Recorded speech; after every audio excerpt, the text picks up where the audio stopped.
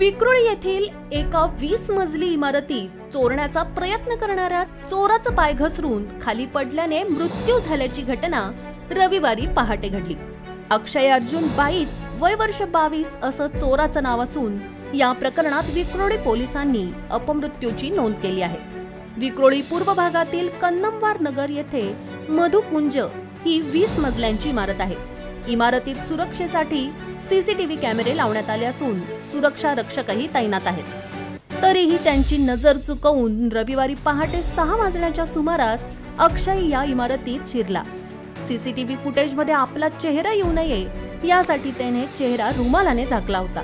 काही मजले वर गेल्यानंतर इमारती बाहेरूनच त्याने निश्चित केलेल्या घरामध्ये चोरी करण्यासाठी आत जाण्याचा प्रयत्न केला, मात्र त्याचा हा प्रयत्न फसला आणि तो उंचावरून खाली कोसळला।